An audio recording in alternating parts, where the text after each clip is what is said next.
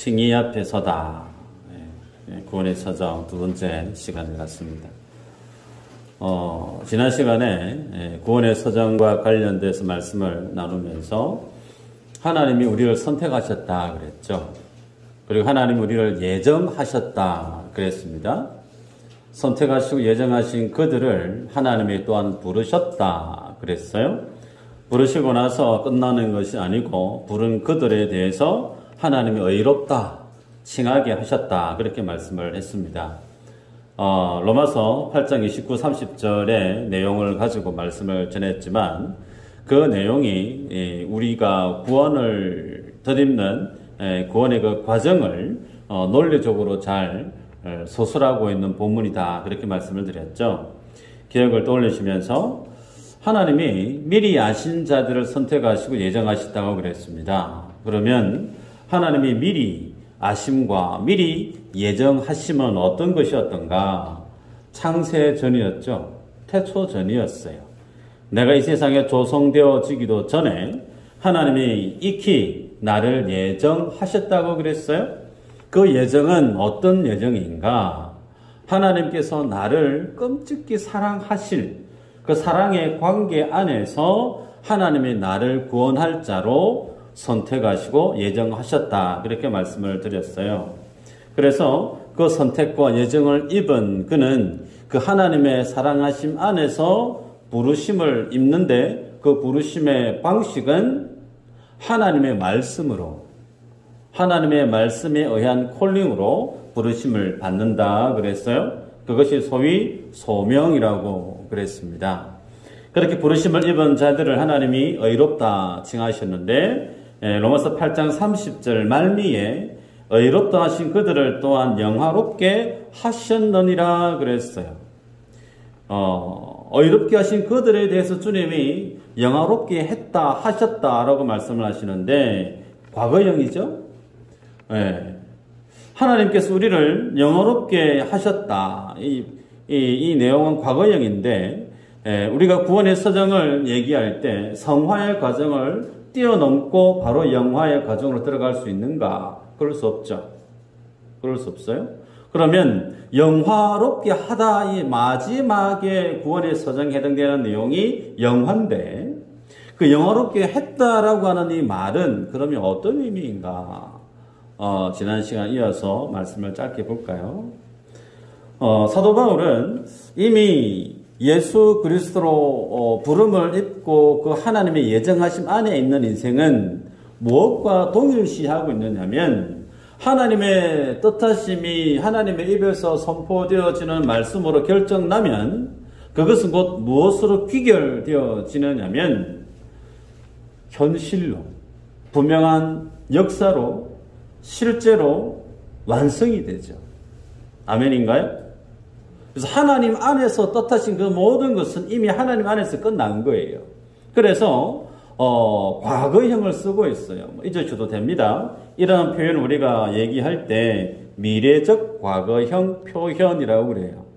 미래에 되어질 그 일을 마치 완성되어질 것을 알기 때문에 과거형으로 표현하는 거예요. 그 정도로 하나님이 예정하시고 부르시고 그들을 의롭게 하시고 그들을 영화롭게 하신 그 모든 구원의 과정은 하나님의 뜻 안에서 진행되어지기 때문에 그것은 곧 실제요 역사임을 사도 바울이 과거형을 통해서 언급을 합니다.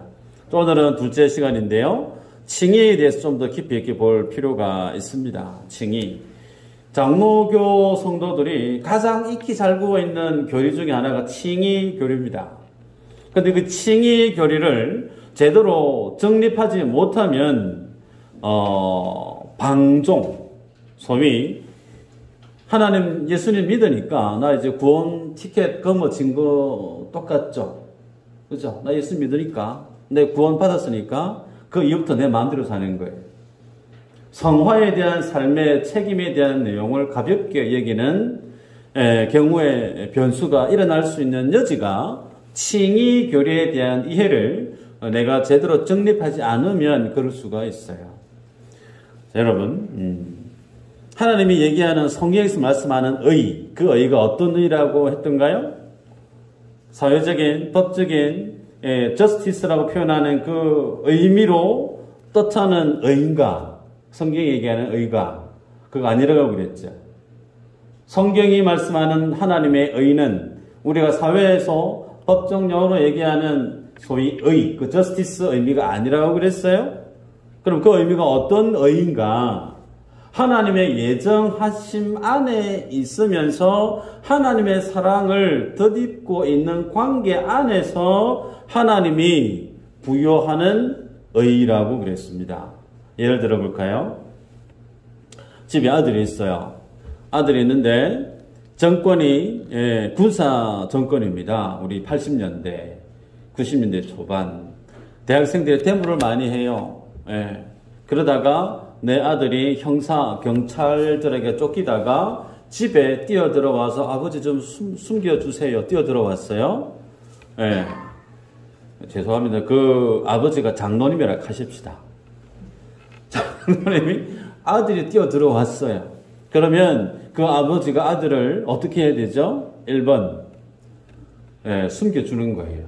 경찰이 왔습니다. 형사가 왔습니다. 여기 남자 안 뛰어들어왔어요? 그럼 아버지가 이제 대답을 해야 되겠죠? 1번 들어왔습니다. 2번 안 들어왔습니다. 뭐라고 답을 해야 될까요? 다시 뭐라고 대답해야 되죠? 1번 안 들어왔어요. 1번 들어왔어요. 2번 거짓말하면 안 되잖아요. 하나님 장로님인데 당연히 안 들어왔다고 얘기해야 되죠. 왜 그렇습니까? 그 아버지가 그 아들을 사랑하지 않으면 모를까? 내 아들을 사랑하기 때문에 당연히 아버지는 그 아들을 보호합니다. 왜요? 사랑하니까. 그 사랑하는 모습에 대해서 세상은 평가할 수 있습니다. 왜 거짓말하노? 장로님이라 하면서 왜 거짓말하노? 장로 맞나? 이렇게 손가락질할 수 있습니다. 그러기나 말기나 그 아들이 누구 아들이에요?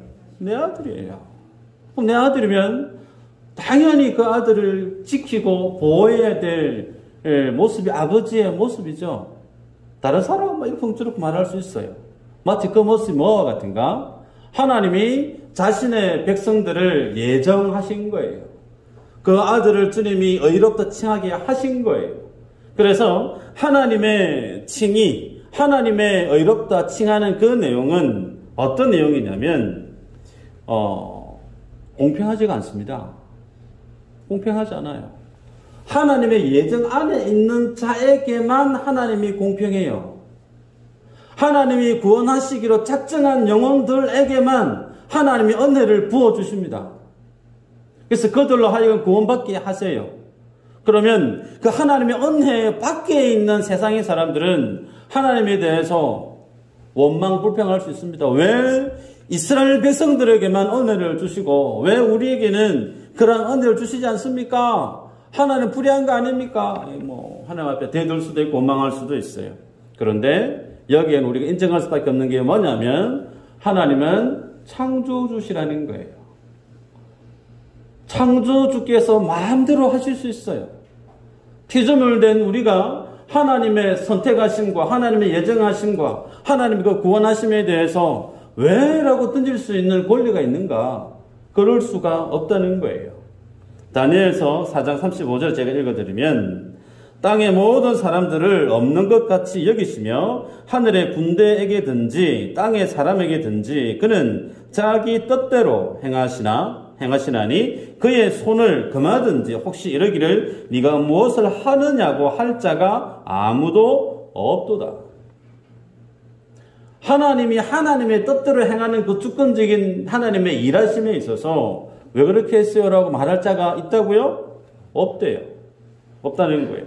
그래서 하나님은 하나님의 뜻대로 하나님의 그 일들을 이루어 가십니다. 좀 더 볼까요? 열왕기하 20장 2절에서 6절에 보면 히스기야 왕이 병이 들어서 벽을 향해서 돌아 앉아서 하나님 앞에 낫기를 구하는 기도를 해요. 그 내용 중에 3절을 제가 읽어드리면 여호와의 구하오니 내가 진실과 전심으로 주 앞에 행하며 주께서 보시기에 선하게 행한 것을 기억하옵소서 하고 히스기야가 심히 통곡하더라. 히스기야가 하나님 앞에 병이 들어서 살려달라는 거예요, 솔직히. 그러면서 뭘 기도하냐면 내가 주님 앞에 선하게 행한 것, 소위 내가 착하게 주님 앞에 살았던 거 주님 기억 좀 해주이소 기도하고 있는 거예요. 그의 기도에 대한 하나님의 응답이 6절이에요. 내가 네 날을 15년을 더할 것이며 내가 너와 이 성을 아수르 왕의 손에서 구원하고 내가 나를 위하고 또 내 종 다윗을 위함으로 이 성을 보호하리라 하셨다 하라 하셨더라. 결과적으로는요, 히스기야가 그의 기도를 하나님이 들어주세요. 15년에 대한 생명을 더 연장해 주시죠. 그런데 잊지 말아야 될 것은 히스기야는 하나님 앞에 구하기를 병 낫는 것에 대한 조건을 뭐로 내걸었느냐면 하나님 내가 선하게 행한 것 좀 기억해 주시소 그랬어요. 그런데 하나님이 그의 기도에 대한 응답은 뭐라고요? 6절 하반절에 보면 내가 나를 위하고 또 내 종 다윗을 위함으로, 다윗은 죽고 없어요. 다윗을 위함으로, 그 말의 의미는 하나님과 다윗과 맺었던 다윗 언약에 근거한 거예요. 그것은 우리가 새벽마다 새벽 예배 오시는 분들은 귀가 따갑게 이제 들으시는데 하나님의 자기 언약이란 말이에요. 하나님께서 선언하시고 하나님께서 아브라함과 다윗과 뭇 하나님의 백성과 맺었던 그 하나님의 언약에 근거해서 생명을 인정시켜 주겠다. 그렇게 말씀을 했어요. 하나님의 뜻이라는 거예요. 베데스다 연못가에 주님이 출타합니다. 많은 환자가 있었습니다. 그런데 그 가운데 치유받은 사람은 딱 한 사람이에요. 38년 된 병자한 사람이죠. 주님이 사드락 메삭 아벳느고가 풀무불에 들어가서 하나님이 그들을 구해냅니다. 다니엘이 사자굴에 들어가도 다니엘을 구해내요. 그러면 왜 전도자 스데반은 돌에 맞아 죽게 내버려 두시죠? 똑같이 구해야 되는 거 아닙니까? 그런데 스데반은 그냥 죽게 해요. 왜 그럴까요? 하나님 뜻이에요. 하나님의 계획과 하나님의 그 뜻 안에 이루어진다는 거예요.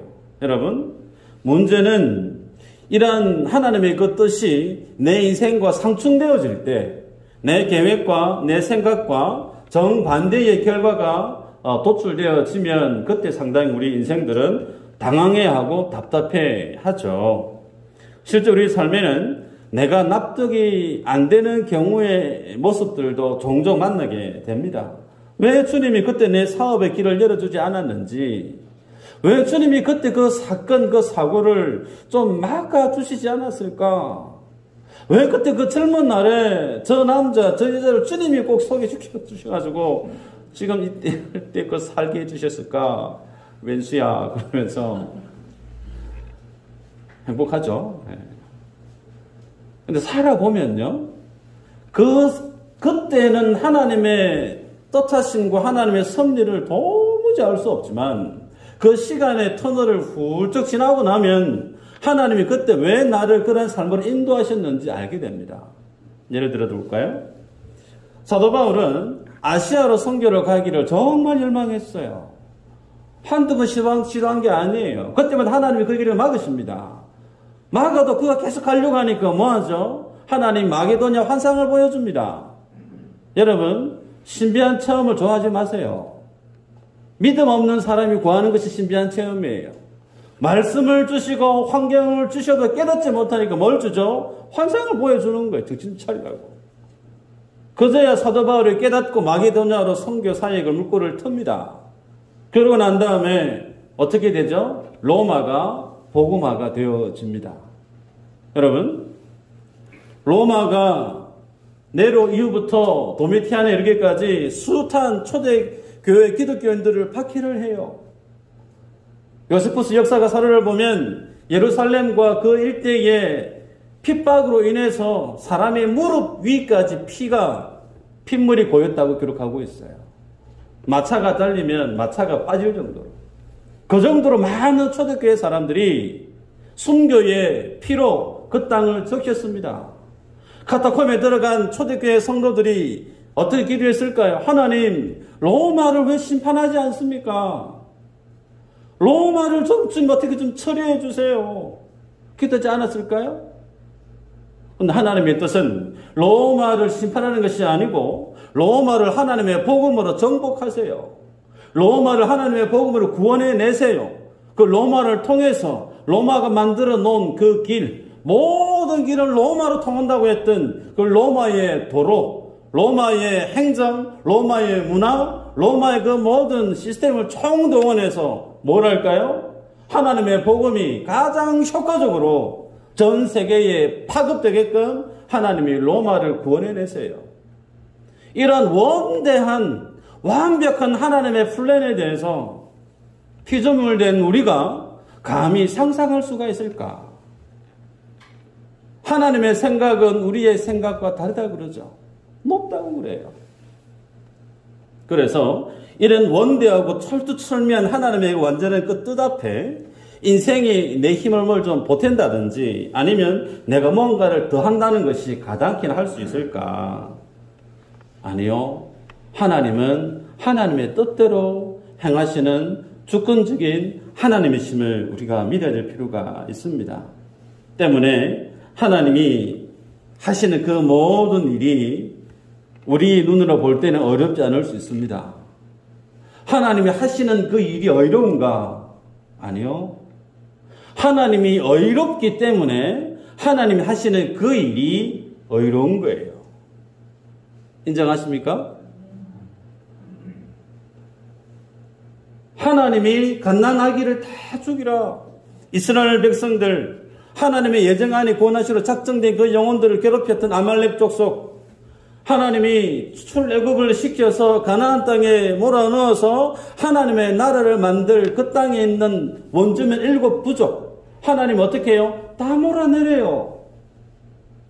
아말렉 족속은 갓난아기까지 다 죽이래요. 심지어 그 땅에 태어난 가축 중에 장자 해당되는 그 모두 다 죽이래요. 소위 헤렘 전쟁이죠. 인종 청소입니다. 하나님이 그렇게 많은 사람들을 군인도 아닌 어린아이 부녀를 죽이라고 하는 것이 의로운가? 세상에서는 의롭다 할 수 없죠. 그러나 하나님의 뜻하심 안에서는 그 일이 누구에게 의로울까요?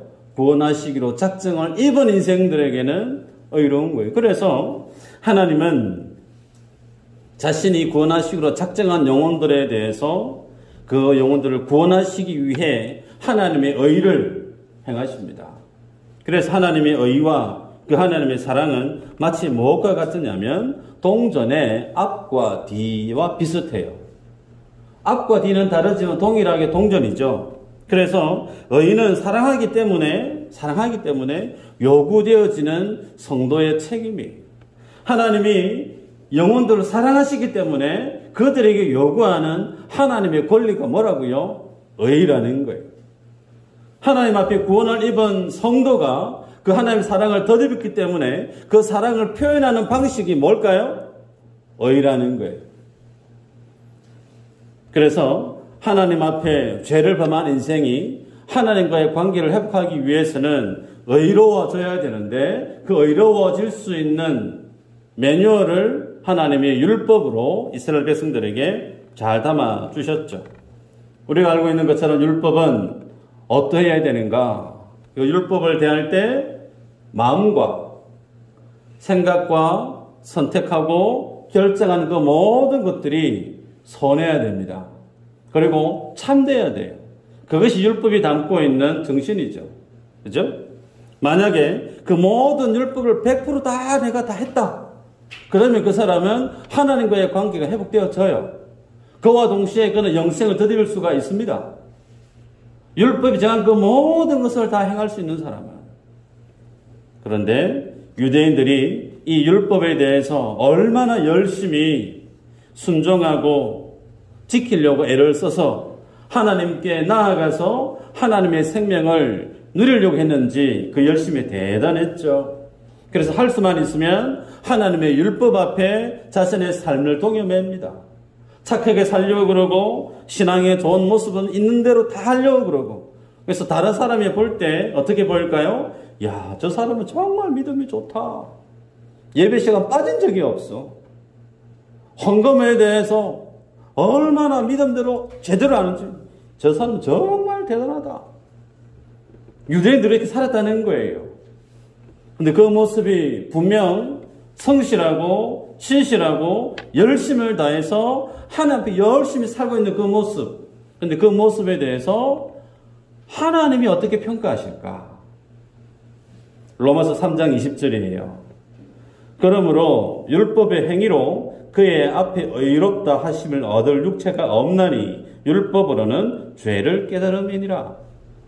사도 바울이요, 빌립보서 3장 5절 이후로 이렇게 얘기합니다. 나는 8일 만에 할례를 받고 이스라엘 족속이요 베냐민 지파요 히브리인 중에 히브리인이요 율법으로는 바리새인이요 열심으로는 교회를 박해하고 율법의 의로는 흠이 없는 자라. 당당합니다. 율법으로는 나 흠 없다. 나 완전하다. 나 바리새인 중에 바리새인이고 나 베냐민 지파고 본인의 흠이 없다라고 얘기를 해요. 난지 8일 만에 완벽하게 할례까지 다 행한 구약의 율법이 제시하는 그 모든 것을 다 준행한, 그래서 나는 율법으로서는 흠 없다. 스스로 나는 당당함을 선언했던 사람이 사도 바울이잖아요.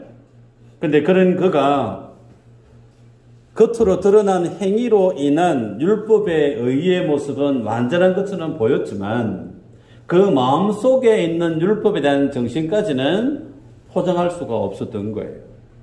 그래서 로마서 7장에서 그는 자기 안에 죄를 향해 내달리고 있는 자신의 모습을 보고 공고한 사람, 자기 자신을 그렇게 평가해요. 오호라 나는 공고한 자로다. 그 다음에는요, 누가 나를 이 사망의 몸에서 구원할 자가 있겠느냐. 겉으로는 사람들이 보이는 행동으로는 율법에 대해서 완벽하게 내가 다 지켜냈지만 내 마음 속에 있는 죄악에 대한 그 마음까지 도려내지 못했다는 거예요. 고로 율법 앞에 모든 인생은 죄인으로 드러날 수밖에 없다는 겁니다. 예수님이 그럽니다. 간음에 대해서 얘기하죠. 업력에 대한 생각을 품는 것 자체가 뭐라는 거예요? 간음이래요. 내 생각으로 생각했던 거, 불의한 생각이 곧 뭐라는 거예요? 죄라는 겁니다. 그러기에 이 죄의 영향력 안에서 자유할 수 있는 인생이 있느냐? 없어요. 그러면 이 죄에 대한 내 안에 있는 이 본성을 어떻게 제로 베이스로 만들 수가 있을까? 죽어야 돼요. 죽으면 죄를 짓지 않죠? 죽으면 괜찮아요. 그런데 이 죽음에 이르는 이 죄를 내가 죽어야 되는데 하나님 어떻게 하시죠? 예수님이 그 모든 죄에 대한 값을 하나님이 예수님께 그 인생의 모든 죄에 대한 값을 전가시켜 버립니다. 그래서 예수님이 십자가를 지십니다. 왜 예수님이 십자가 지시고 죽으셔야 했는가? 로마서 3장 23절 이후로 모든 사람이 죄를 범하였음에 하나님의 영광이 이르지 못하더니 그리스도 예수 안에 있는 속량으로 말미암아 하나님의 은혜로 값없이 의롭다 하심을 얻은 자 되었느니라. 25절 26절 있나요? 한번 읽어볼까요? 네, 시작. 예수를 하나님이 계획으로서 믿음으로 말미암는 하복제물로 세우셨으니 이는 하나님께서 미리 찾으시는 중에 저의 죄를 강구하심으로 자기의 의로우심을 나타내려 하심이니 곧 이때에 자기의 의로우심을 나타내사 자기도 의로우시며 또한 예수 믿는 자를 의롭다 하려 하심이라. 아멘.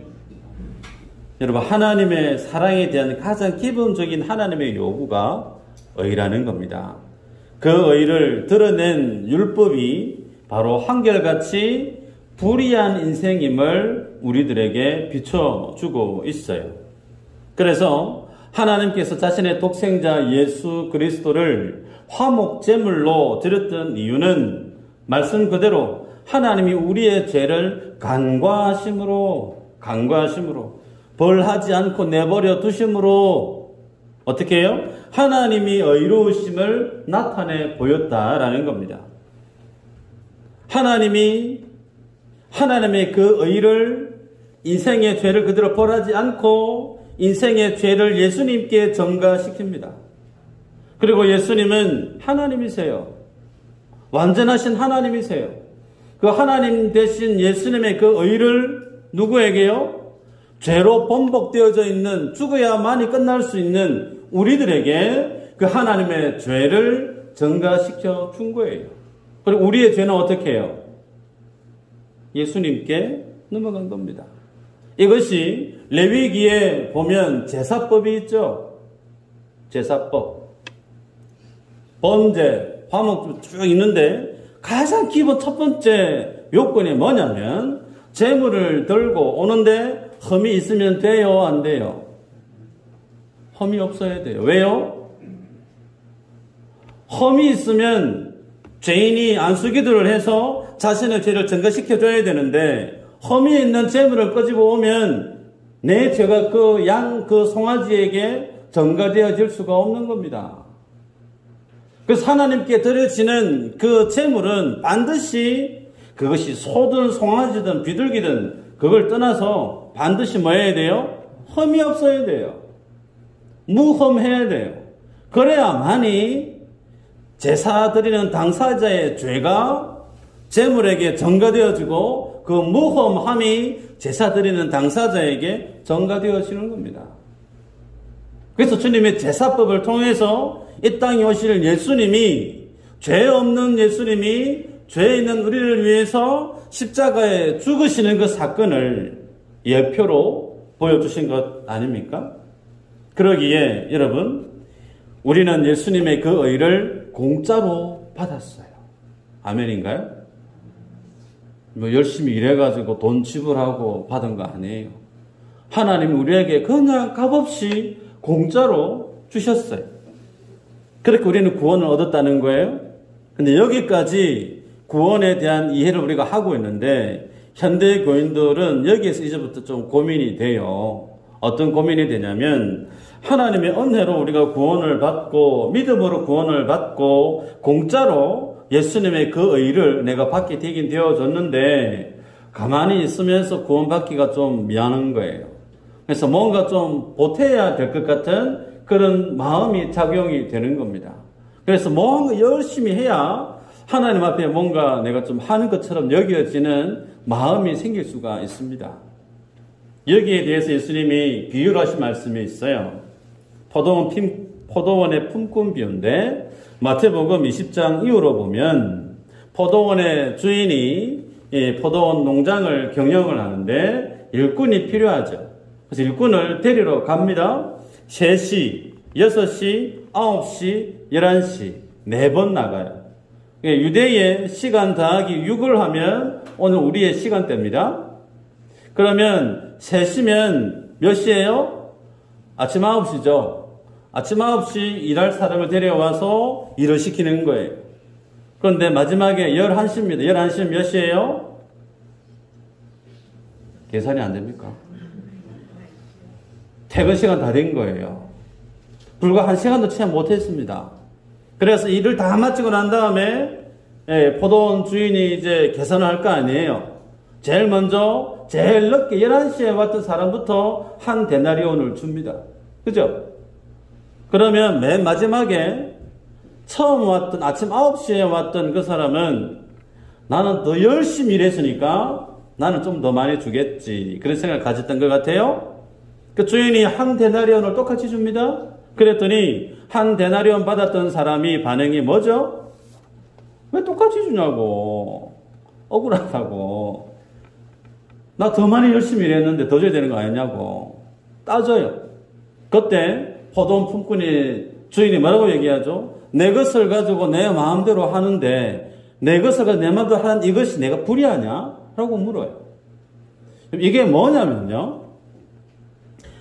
이 포도원 한 데나리온 아침 9시, 아침 첫 시간 3시에 왔던 그 사람은 자격을 따졌다는 거예요. 내가 열심히 일했으니까 그 일하는 값에 대해서 값 좀 쳐주세요. 그거예요. 그런데 하나님 주시는 그것은 뭐냐면 그것으로 네가 한 데나리온을 받을 수 없다는 겁니다. 한 데나리온을 내게 주는 것은 네가 일한 값에 대한 것이 아니에요. 네가 아무리 일을 해도 한 데나리온 이상 받을 수 있는 능력이 없고 자격도 안 되고 그만한 업적도 안 되는 거예요. 한 데나리온을 주는 것은 네가 일을 많이 하고 안 하고 여하 상관없이 내가 그냥 내게 주는 은혜라는 겁니다. 아멘인가요? 그게 뭘까요? 구원입니다. 우리가 하나님 앞에 구원을 입는 것은 내가 열심히 일을 해서 젊은 날부터 뭔가를 많이 해서 하나님께로부터 내가 구원을 얻은 것이 아니고 하나님 우리에게 주시는 그 모든 구원은 값없이 주시는 그 구원의 값을 계산기로 나눌 수 없는, 평가할 수 없는 그 무엇으로도 자신의 독생자 예수 그리스도를 죽게 함으로 하나님의 영원한 생명을 주시는 그 구원, 그것은 값으로 환산할 수가 없다는 거예요. 은혜로 주었다는 거예요. 그런데 바리새인과 서기관들은 하나님 앞에 따집니다. 자격을 논했다는 거예요. 하나님, 내가 금식도 많이 했고요, 기도도 많이 했고요, 구제도 많이 했어요. 저 열심히 한 거 아시죠? 다른 사람들은 내보다 덜 했으니까, 내가 더 충성했으니까 저 좀 잘 봐주셔야 됩니다. 그런 성격을 가지고 하나님 앞에 따졌다는 거죠. 그런 믿음의 자세를 두고 하나님이 예수님이 뭐라고 얘기했죠? 경상도 사투리 그대로 막 살리면 야, 이 독사 새끼들아. 죄송합니다. 독사 자식들아 그랬어요. 여러분, 하나님 앞에 종교 행위를 통해서 하나님이 그들에게 주셨던 십자가 은혜, 그 구원의 은혜를 덮어버리려고 하는 그 종교 행위, 소위 자기의, 그것에 심취해서 하나님 앞에 당당하게 나오는 그 인생에 대해서 예수님이 가장 싫어했습니다. 지난 시간에 이 얘기를 말씀을 드렸잖아요. 구원은 하나님의 전적인 은혜로 받은 것이지 거기에 나의 의가 들어갈 개입할 여지가 없다는 겁니다. 그러면 여기에서 이제 고민할 필요가 있어요. 교회에 출석을 합니다. 와서 편하게 신앙생활 하시는 분도 계실 수 있지만 어떤 분들은 바쁜데 주일학교 교사도 해야 되고 아무도 안 하니까 밥 먹고 난 다음에 설거지하러 좁은 데 들어가서 설거지 하시는 분도 있어요. 혹은 예배 드려야 되는데 컴퓨터에서 계속 작업하고 계시는 뒤에 이제 도우미 우리 장로님도 계시고 또 집사님도 계시고 찬양 마찬가지. 얼마나 애쓰고 수고하는지 몰라요. 그죠? 그뿐일까요? 세상에서 섬기는 다양한 섬김의 장이 있지 않습니까? 그래서 남들보다 더 많이 내 시간을 드리고 내 물질을 드리고 내 젊음을 들여서 다른 사람을 섬기는 그 일은 어떤 일일까요? 마땅히 박수 받아도 될 일이죠. 칭찬 들어야 될 만한 일이에요. 그건 그대로 인정해 줘야 돼요. 그런데 그 봉사가 하나님이 나를 구원하신 구원과 결부시켜 버리게 되어지면 그 당사자는 무엇으로 전락되어지느냐면 바리새인으로 전락되어진다는 거예요. 기억하십시다. 내가 주님 앞에 드리는 충성, 봉사, 헌신, 그건 그대로 가치 있습니다. 하나님 앞에 칭찬받을 만해요. 그걸 무시하는 게 아니에요. 그런데 그것과 하나님으로 인해 구원을 얻은 내가 구원의 진리와 함께 결부시켜버리게 되어지면 한 데나리온 받았다고 주인에게 가서 땡깡 치르고 원망하고 불평했던 사람, 소위 바리새인과 서기관의 자리에 앉게 된다는 거예요. 여러분, 이게 뭐죠? 칭의에 대한 진리입니다. 이게 칭의에 대한 진리예요. 그래서 칭의에 대한 진리 앞에 서게 되는 성도는 철저하게 자기의 의가 개입될 자리가 하나도 없습니다.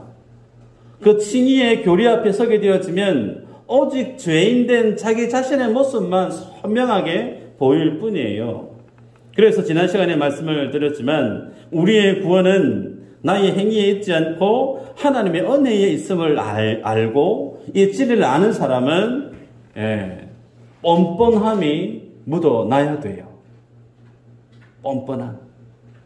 내가 내 노력으로 구원받은 게 아니고 하나님의 은혜로 구원받았다는 사실을 제대로 아는 사람은 얼굴이 좀 두꺼워도 돼요. 우리가 완전하지 않기 때문에 죄를 범합니다. 실수를 해요. 그러면 실수하고 범한 죄에 대해서 예배 드리다 보면 사단이 우리의 마음을 참소합니다. 네 그때 그렇게 생각했지. 네가 목사야? 네가 집사야? 네가 성도야? 우리의 마음을 후벼 팝니다. 그런데 예수님의 은혜로 구원을 입었음을 제대로 아는 성도는 당당해요. 그래서 나 목사고, 그래서 내가 집사고, 그래서 내가 성도다. 무슨 얘기일까요? 예수님의 은혜로 구원을 입은 자신의 모습을 제대로 아는 사람은 예수님의 의 앞에 다 밀어놓습니다. 반면에 그 하나님의 은혜로 구원 입은 것 외에 자기의 의가 조금이라도 결부되어져 있는 인생은 어떤 삶을 사느냐면 바리새인과 서기관의 기도를 보면 쉽게 드러나요. 바리새인과 세리가 기도하는데 누가복음 18장 10절 이후로 바리새인의 기도죠. 토색 불이 간음을 하는 자와 같지 아니하고 이 세리와도 같지 아니함을 감사하나이다. 신앙의 관점이 하나님께 있지 않고 옆에 있는 다른 사람들에게 향해 있어요. 뭘 하죠? 비교한다는 겁니다.